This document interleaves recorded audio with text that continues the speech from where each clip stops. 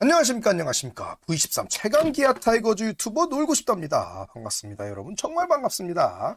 목 상태가 좀 호전돼서 다시 이렇게 영상을 만들 수 있게 돼 정말 다행입니다. 자, 오늘은 25시즌 과연 우리 호랭이 타선 어떻게 구성될 거냐, 이 부분에 대해서 특별히 리드오프 자리에 대해서 다뤄보고자 합니다. 아니야, 이 문제로 그냥 커뮤니티에도 난리 났어. 또 찬호, 내가 그랬지, 골든글러브를 타도 까일 사람은 까인다, 찬호는 까인다. 골든글러브가 중요한 게 아니에요. 얘는 그냥 운명의 데스티니야. 일단 까요. 도대체 출루율 낮은 데를 왜 리드오프 자리에 쓰냐, 그 이유에 대해서 시즌 중에 이범호 감독이 언론에 찬호는 흥이 많다, 흥이 많아, 1번 타자로 나갔을 때 좀 더 활발해진다, 이렇게 대답했어요. 그러니까 또 그냥 적어봐라, 실력도 없는 게 자리 욕심만 많다, FA다가 오니까 1번 타자 욕심 부린다, 9번 칠 때는 흥이 사라지고 1번 칠 때만 흥부자냐, 그냥 적당히 좀 해, 적당히. 자, 해석 빼고 담백하게 객관적인 지표부터 좀 봅시다. 사실 기아가 24시즌 공격 관련 전 지표에서 홈런, 도루 요 정도 빼면 거의 모든 부분에서 압도적인 성적을 찍으며 우승에 성공했죠. 근데 리드오프 1번 타순에 대한 고민은 많았어요. 전체 타석의 70% 이상 1번 타순을 소화한 선수 중에서 박찬호의 타격 생산성 OPS는 9위, 출루율은 8위. 심각하죠. 10위는 왜 안 보이냐, 어디 갔냐, 한화 이글스예요. 우리만큼이나 이 톱타자에 대한 고민이 많아. 거의 아직도 숙제를 못 풀었어. 하도 이 선수 저 선수 그냥 돌려라 돌림판을 했기 때문에 시즌의 70% 이상을 1번 자리에서 소화한 선수가 없다, 이 말이에요. 근데 이런 생각도 해볼 수 있죠. 1번 타자가 뭐가 중요하냐, 그거 어차피 1회 때나 톱타자지. 그 다음에부터는 1사후에 나올 수도 있고 2사후에도 나올 수 있는 거 아니냐. 이거 상당히 고민을 많이 하셔서 그 부분에는 좀 박수를 쳐드리지만, 이게 단순하게 볼 문제는 아니다. 단순하게 처음 나오냐 나중 나오냐의 문제가 아니라 1번 타자라는 거는 확률상 그 경기에서 가장 자주 타석에 설 가능성이 높고, 또 시즌 전체를 놓고 보면 144경기 길죠. 한 5번 타자보다 평균 10% 정도 더 많은 타석 기회를 많이 받는데, 이게 무시할 정도의 확률은 절대 아니죠. 괜히 LA 다저스가 무키 베츠, 오타니, 쇼헤이, 프리드먼, 강력한 3명의 타자로 1, 2, 3번을 돌리는 게 아닙니다. 사실 저도 톱타자 박찬호 기용에 대해 의문이 없는 건 아니었어요. 그래서 한국 시리즈를 앞두고 만든 영상에서는 적어도 포스트 시즌에는 김도영이나 소크라테스를 리드오프 자리 줘야 되는 거 아니냐, 이런 생각도 여러분들한테 말씀드렸죠. 그러나 이범호 감독은 정규 시즌과 다르지 않은 컨트롤 CV 복붙 라인업을 들고 나왔고, 박찬호가 1, 2차전은 부진했지만 3차전부터 살아나면서 5차전은 데일리 MVP에 뽑히는 등 맹활약을 하면서 가치 증명을 했죠. 이론이라는 게 중요합니다. 저도 세이버 매트릭스를 좋아하고요, 신뢰해요. 그러나 세이버는 야구를 분석하는 여러 툴 중에 하나일 뿐, 세이버가 곧 야구일 수도 없고요.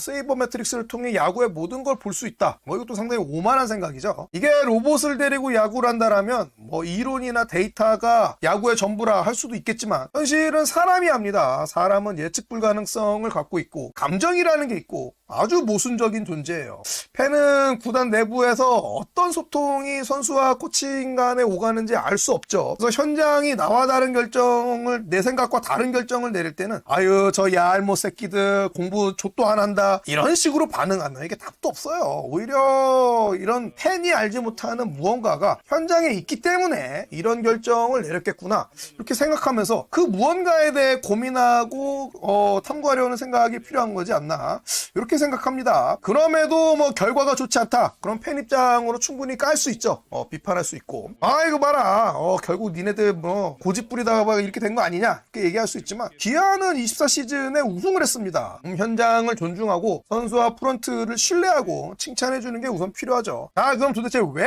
톱타자 박찬호였냐? 이유는 간단합니다. 23시즌까지 이제 리드오프였던 최원준이 1번 타자 자리에 대한 부담감을 이유로 타순 조정을 요청했죠. 이 문제가 제일 컸어요. 실제로 최원준은 군 전역 후에 복귀하자마자 리드오프로 출장했지만 23시즌 좀 부진한 성적을 기록했고요. 그러면서 24시즌에는 1번 타자로 한 차례도 나가지 않았다. 9경기 정도 김선빈이 1번으로 출장했을 때 엄청 좋은 성적을 거두긴 했고, 누가 봐도 1번 자리에 잘 어울리는 선수지만 경기 후 인터뷰에서 체력적인 부담 때문에 이제 1번 자리는 후배들에게 양보하고 싶다, 이런 인터뷰를 했죠. 이창진은 좌투수가 등판한 날 플래툰으로 출장했기 때문에 고정적으로 리드오프 리도프 자리를 맡기기는 어렵습니다. 놀고 싶다 개인적으로는 역시 소크라테스 브리또가 적임이었다라고 생각을 해요. 실제로 리도프 혹은 2번 타자로 출장했을 때 기록이 좋기도 했고요. 선구안이 뛰어난 선수는 아니지만 장타 생산력이 좋은 선수고 24시즌 선수 구성을 봤을 때 클린업에 들어가기보다는 상위 타선에서 뛰었다면 더 좋은 결과가 있지 않았을까 생각해 봅니다. 주력도 좋은 선수고 물론 제가 알 수 없는 어떤 현장의 이유 때문에 패스는 주로 중위 아니면 하위 타순에 배치가 됐죠. 그래서 결국 박찬호가 타이거즈의 리드오프로 24시즌 내내 활약했는데 어떻게 봐도 만족할 만한 성적은 아니에요. 그러나 박찬호가 최선이었다 라는 데는 동의합니다. 수비 부담이 큰 유격수가 1번 타자로 뛰면서 또 박찬호가 원래 타격 생산성이 높은 타자는 아니죠. 과거에 비해 컨택 능력이 비약적으로 좋아지면서 시즌 3할 타율을 기록하는 기적을 연출했지만 선구안이 좋지는 않기 때문에 OPS는 0.7 초반대에 좀 머물렀다. 만약 9번 타자로 요 정도 성적이었다라면 더할 나위 없이 흡족했겠지만 리드오프로서는 좀 아쉬운 게 사실이죠. 자, 그럼 예상되는 25시즌 기아 타이거즈 야수 라인업을 좀 봐야겠습니다. 근데 24시즌과 크게 다르지 않을 것이라는 게 제 생각이고요. 우선 리그 최고의 타자로 성장한 김도영은 계속 3번 타자로 나설 것 같고요. 150억의 가치 나성범과 새로운 외국인 타자 패트릭 위즈덤이 나머지 클린업 타순에 배치될 것 같습니다. 3, 4, 5번은 정해진 것 같고요. 하위 타순은 후보가 쟁쟁해요. 최영우 본인이 이제는 클린업의 부담을 좀 벗고 하위 타순에서 좀 편하게 치고 싶다라는 인터뷰도 했죠. 그리고 김선빈도 포스트 시즌은 몰라도 정규 시즌은 지난해처럼 6번 혹은 7번에 기용될 가능성이 높고요. 이유성이나 최원준 이 친구들은 성격이 나대는 거랑은 좀 거리가 샌님 스타일이기 때문에 주목받는 걸 별로 좋아하지 않아요. 최원준은 사실 리드오프만 아니면은 그 외 타순에서 타격 생산성이 나쁜 선수는 아닙니다. 24시즌에도 2번 타순에도 성적이 괜찮았고요. 이우성은 확실히 클린업에 들어가면 삽질하고 하위 타순으로 내려오면 성적이 올라갑니다.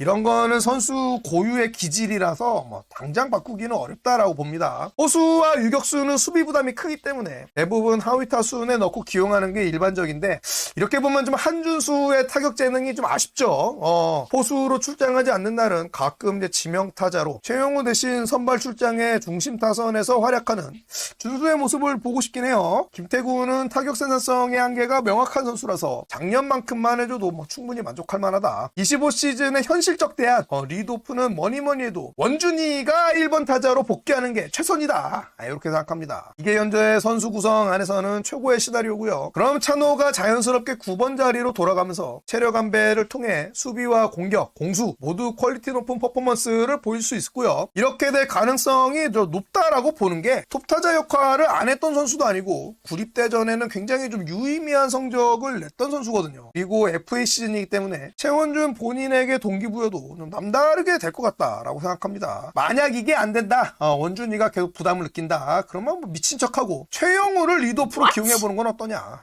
정말 미친 소리인 거 아는데 그만큼 다른 옵션이 없는 게 또 사실입니다. 최영우가 클린업이 어렵다라고 얘기하는 거는 육체적으로 힘들다기보다는 팀 타선의 해결사로 활약하는 게 정신적으로 좀 지친다라는 뜻으로 저는 받아들이고 있거든요. 25시즌도 최영우 늙지마 아버지 해줘 이지랄하고 있으면은 진짜 기아가 문제 심각한 거다. V13은 무슨 그냥 노인 학대로 고소고발 당할 각이죠. 근데 톱타자 최영우는 좀 궁금하긴 합니다. 역대급 선구안을 갖추고 있고 일발 장타까지 갖춘 최영우가 1번으로 나선다면 상대 투수에게 주는 위압감 자체로 플러스 효과가 있다라고 보고요. 노인네가 생각보다 느리지 않죠. 빠릅니다. 세이버매트릭션들에게 리드오프의 덕목은 출루율이지 도루나 주력이 아니라는 점에서 박찬호 또한 리드오프를 최영우라고 못할 이유는 없다라고 보고요. 물론 현실에서 이뤄질 가능성은 한없이 제로에 가깝다라는 걸 저도 알고 있죠. 지금 방구석 유튜버가 떼쓰는 중입니다.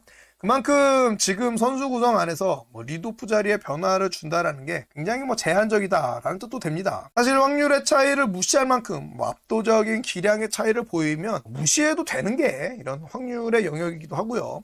이론이라는 게 전략의 토대가 돼야 되는 거는 맞지만 가장 중요한 거는 현재 우리 팀 선수들의 펀더멘탈 위에 그 이론들을 적용해야 되는 것이지 이걸 싹 다 무시하고 이론의 선수를 맞춘다라는 건 굉장히 위험한 발상이죠. 주객이 전도됐다 라고 이야기를 하는데 올드스쿨이든 뉴스쿨이든 이기는 게 중요한 거지 뉴스쿨을 구현하기 위해서 야구를 하는 건 또 아니니까요. 결국 정답은 현장이 알고 있다라고 믿고 감독과 프런트는 결과로 증명하는 게 중요하다라고 생각합니다. 목 상태가 좀 좋아지면 라이브를 통해서도 이 문제에 대해서 한번 여러분과 이야기를 나눠보고 싶고요. 오늘 준비한 영상 여기까지입니다. 여러분의 생각 댓글로 남겨주시면 저도 참고하도록 하겠습니다. 감사합니다. 놀고 싶다 했습니다.